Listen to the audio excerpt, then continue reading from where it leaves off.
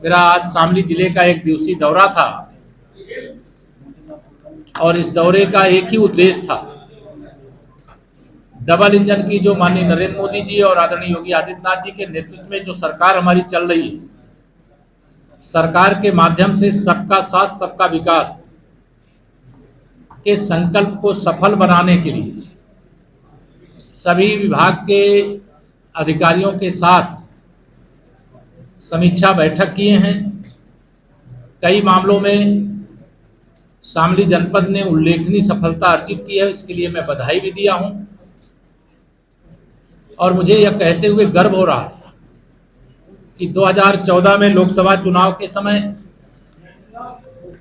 हमारे पार्टी के बहुत ही वरिष्ठ और स्वर्गीय नेता हुकुम सिंह जी यहाँ से कैराना लोकसभा से चुन करके गए थे। तब से फिर 2019 में इसी लोकसभा क्षेत्र से हमारे प्रदीप जी यहाँ से सांसद के रूप में चुन करके पहुंचे थे और 2017 में यहाँ से श्री सुरेश राणा जी और तेजेंद्र निर्वाल जी यहाँ चुन करके यहाँ से गए थे। और मैं दावे के साथ कह सकता हूँ कि 2014 से 2023 के बीच में शामली जनपद का जितना विकास भारतीय जनता पार्टी की डबल इंजन की सरकार ने किया है, इतना विकास पूर्ववर्ती किसी सरकारों ने नहीं किया। जब जिला नहीं बना था तब भी विकास नहीं हुआ। जिला बनने के बाद जो विकास का काम सबसे अधिक किया है वो भारतीय जनता पार्टी की डबल इंजन सरकार ने किया। आज ये हमारे लिए खुशी की बात है कि आज कोई आप सब मीडिया के मित्रों को ये समाचार नहीं छापना पड़ता है कि कैराना छोड़ करके गुंडों, अपराधियों, माफियाओं के कारण से शामली छोड़ करके या पश्चिम उत्तर प्रदेश छोड़ करके या उत्तर प्रदेश छोड़ करके किसी को भागना पड़ रहा है। अगर यूपी से आज किसी को भागना पड़ रहा है तो अपराधियों को, माफियाओं को, दंगाइयों को भागना पड़ रहा है। आज प्रदेश में कानून का राज्य है, विकास की सुगंध गरीब हो अमीर हो हर प्रदेशवासी तक पहुंच रही है। महिला सशक्तिकरण की दिशा में ऐतिहासिक काम पहले भी हम कर रहे थे, लेकिन देश की संसद ने माननीय प्रधानमंत्री जी के कुशल नेतृत्व में 33% आरक्षण लोकसभा और विधानसभा में देने का जो बिल था वह देश की मातृशक्ति को उपहार स्वरूप देने का काम किया जा चुका है। आज श्री राधा अष्टमी है, मैं उसकी भी शामली और प्रदेश और देशवासियों को बधाई देता हूं। साथ ही ये हमारे लिए गर्व की बात है, यहाँ जनपद के अंदर जो जिला मुख्यालय है उसको बनाने के लिए हमारी सरकार प्राथमिकता के आधार पर वह धनराशि उपलब्ध कराने जा रही है। मुझे लगता है प्रदेश के जितने भी जिला मुख्यालय हैं उसमें सबसे शानदार जिला मुख्यालय शामली का बनने जा रहा है।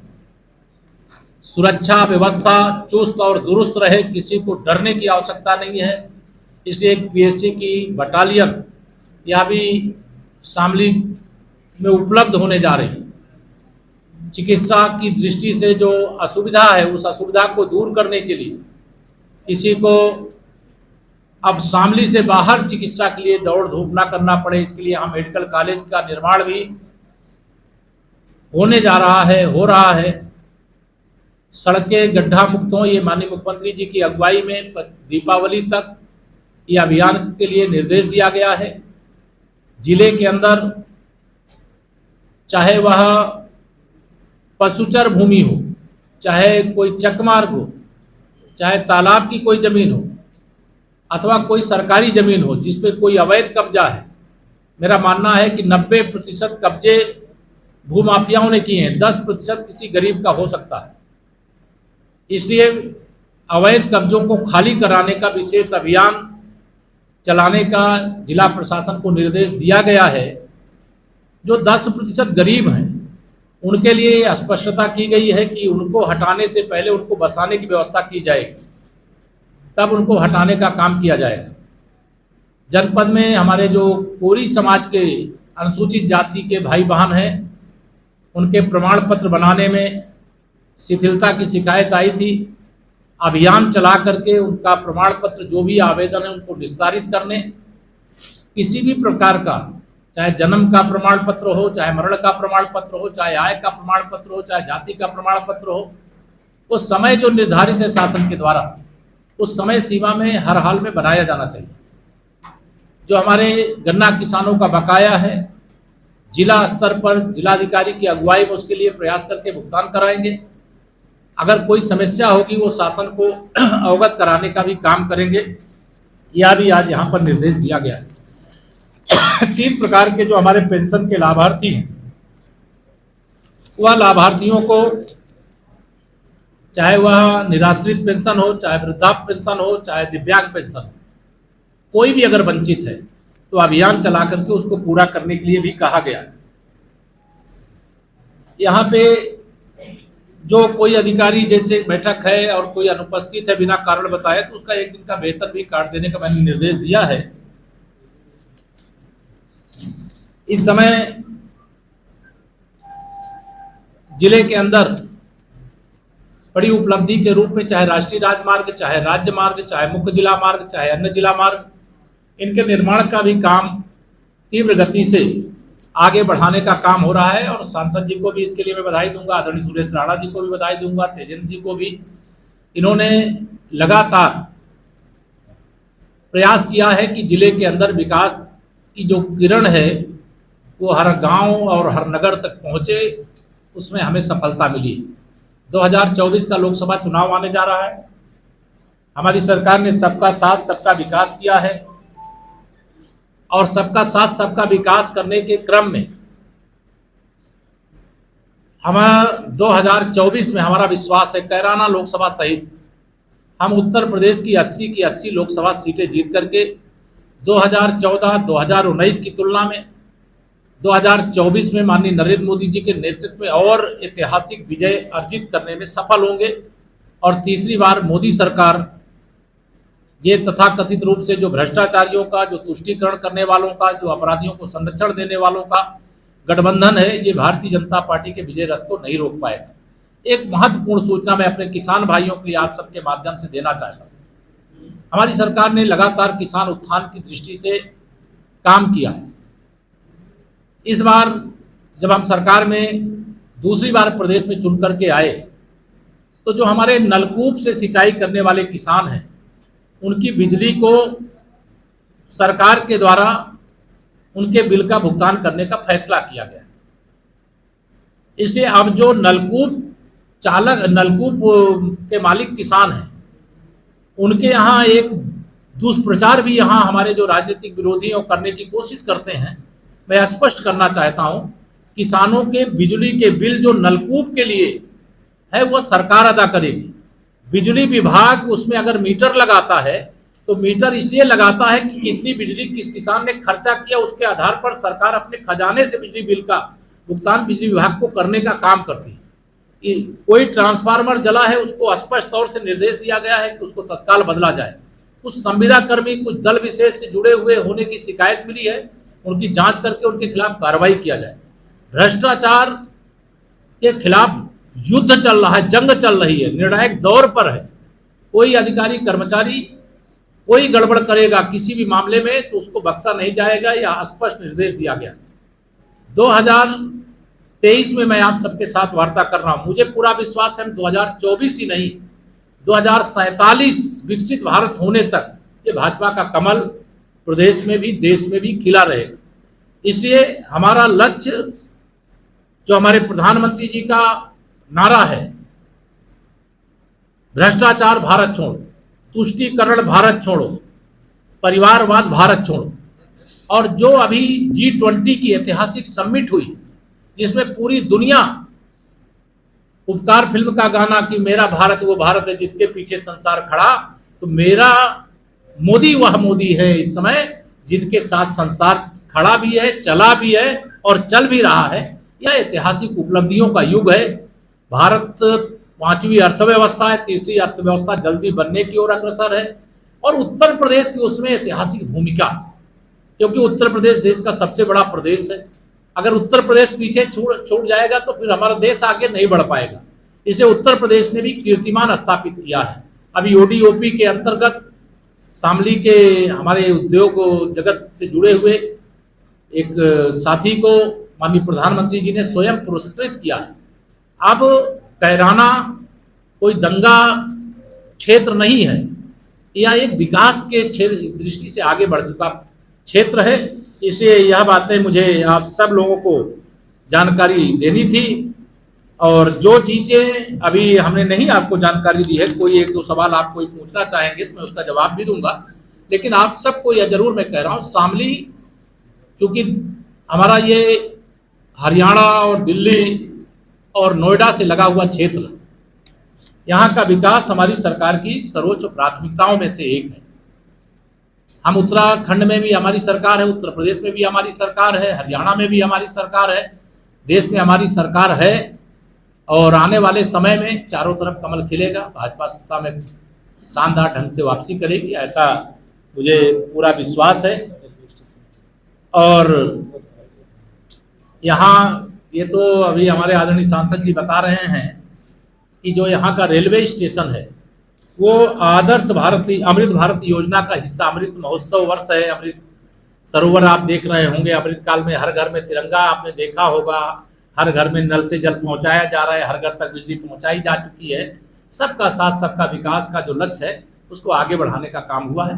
मुझे इतना कहना, कोई एक दो सवाल आपके हों तो कृपया। और एक और बता दूं आपको, हमारे जिला बार एसोसिएशन ने यहाँ पर 50 एकड़ भूमि जो कचहरी के लिए चिन्हित है उसमें 400 करोड़ रुपए की स्वीकृति सरकार ने की है। उसकी धनराशि निर्गत करने की उन्होंने मांग यहाँ पर दी है। सरकार प्राथमिकता के आधार पर जिला मुख्यालय को भी बनाएगी और जिला कचहरी को भी बनाएगी। गठबंधन को आप कितनी बड़ी चुनौती मानते हैं? कोई चुनौती नहीं मानते, इतनी ही बड़ी चुनौती मानते हैं। जनपद के नगरीय क्षेत्र में अभी एक जन के सवाल का जवाब दे रहे हैं दोस्त।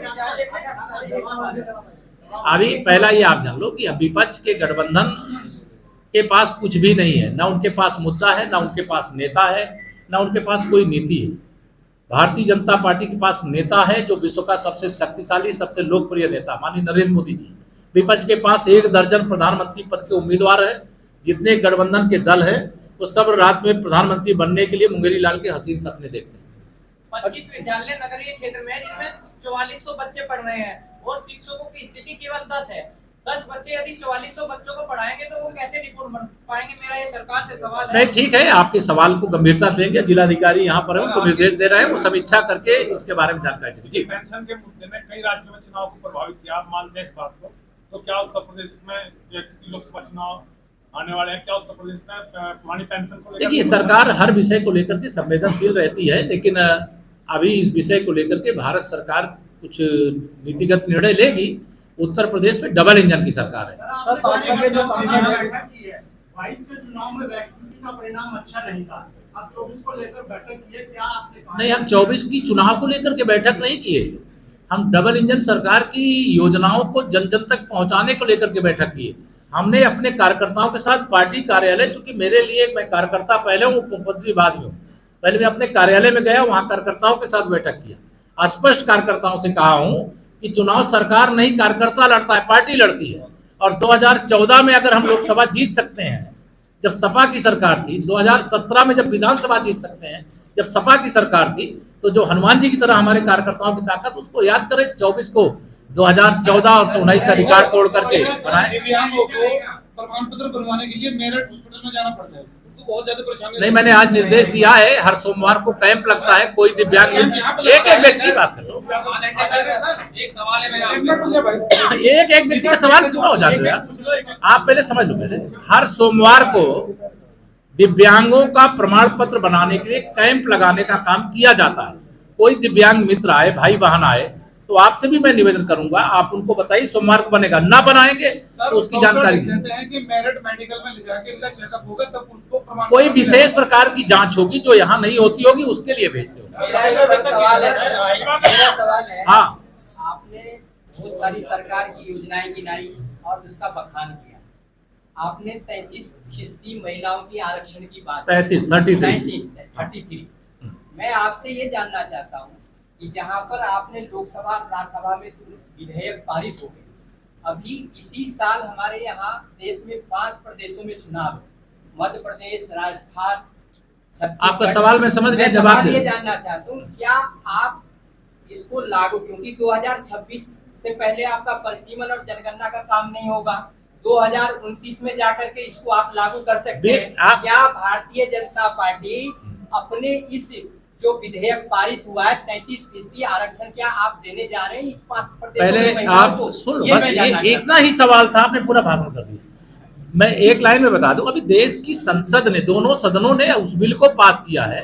उसकी प्रक्रिया जो है संवैधानिक ढंग से उसको पूरा करके जितनी जल्दी हो सकेगा, मोदी हैं तो मुमकिन है। महिला आरक्षण को लेकर के कांग्रेस ने धोखेबाजी की थी, उनके साथी दलों ने धोखेबाजी की थी, लेकिन भारतीय जनता पार्टी ने महिला बिल पास किया है। पूरा हिंदुस्तान नहीं, इसमें कैसे लागू होगा? मेरा सवाल भारतीय जनता पार्टी से है। आपने कहा कि मैं कार्यकर्ता हूँ, उसके बाद मैं मुख्यमंत्री हूँ, मैं भाजपा के एक कार्यकर्ता, एक पदाधिकारी हम से आप ये जानना चाहता महिला हूं, कार्यकर्ताओं को क्या सर्वाधिक आप टिकट बंटवा रहे हैं? आप पहले समझ लो, पहले आप तो जैसे कांग्रेस के सांसद की तरह सवाल कर रहे हो यार।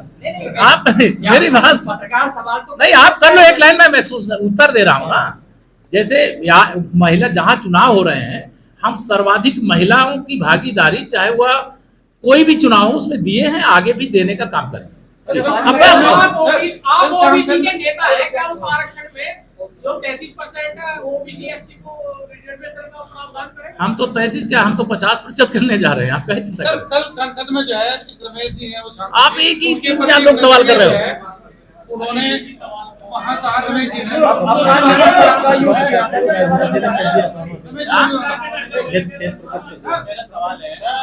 यार आप लोग एक व्यक्ति सवाल करोगे तब कि 4 लोग एक साथ सवाल करोगे? आपकी आश्वस्त सबका जवाब देंगे। पार्टी के एक सांसद है रमेश, उन्होंने कल संसद में हम सब बोले, उसके बारे में आपका क्या कहना है? देखिए, देश के रक्षा मंत्री जी सदन में थे, उस पर खेद व्यक्त कर चुके हैं। कार्रवाई से वह विषय निकाल दिया गया है, पार्टी ने उनको नोटिस जारी कर दिया। ऐसा नहीं बोलना चाहिए था, उन्होंने जो बोला। धन्यवाद। किसान धरने पर बैठे हुए हैं, तीनों चीनी मिल है सर, गन्ना की अभी निर्देश दे दिया गया, गन्ना क्या कहेंगे सर? गन्ना किसानों का भुगतान सर्वोच्च प्राथमिकता है, वो करवाने का काम करें। सर 14 दिन की बात की थी, 14 दिन से ज्यादा हो गया सर। जो निर्देश दे दिया के बारे में कहा सर। हाँ, हमारा जिला अस्पताल बने हुए 5 साल हो चुके हैं, 5-6 साल हो चुके हैं, आज तक वहाँ पर नहीं बनी है, ऑपरेशन थिएटर नहीं है, जिसका फैक्ट आज मैंने सारे निर्देश दिए, मिला है जानकारी। यार ये बताओ, आप सब पत्रकार लोग आपस में एकजुट नहीं हो क्या? एक सवाल है। हाँ, हमारे एक पत्रकार साथी की अभी डॉक्टर की लापरवाही से मृत्यु हो गई थी, जिसमें आज तक कोई कार्रवाई नहीं, अभी मुआवजे राष्ट्रीय सहारा की। नहीं, इसको चेक करा ले जिलाधिकारी, और अगर ऐसी कोई शिकायत में सच्चाई है, नहीं अगर कोई शिकायत में सच्चाई है कि हम देखिए, और जो हमारे सीएमओ है सर, यहाँ पे बिल्कुल खत्म। सर जिले में रोज मौत हो रही है, प्राइवेट हॉस्पिटल में सर रोज मौतें हो रही है सर, रोज ठीक हो जाता है। चूरण की पुड़िया की तरह यहाँ पे उन्होंने हॉस्पिटल खुलवा दिए छोटे। नहीं ठीक है, स्वास्थ्य व्यवस्थाएं अच्छी से अच्छी हो, सरकार की ये प्राथमिकता है। धन्यवाद, आपके सवाल हो गए, बहुत हो गए। किसानों की पीड़ा है कि आवारा पशुओं ने उनका जीना हराम उसके लिए मैंने निर्देश किया है, गोचर भूमि खाली कराएंगे, वहाँ नेपियर घास लगाएंगे, निराश्रित गौवंश को वहाँ पर रखेंगे, उनकी सेवा करेंगे।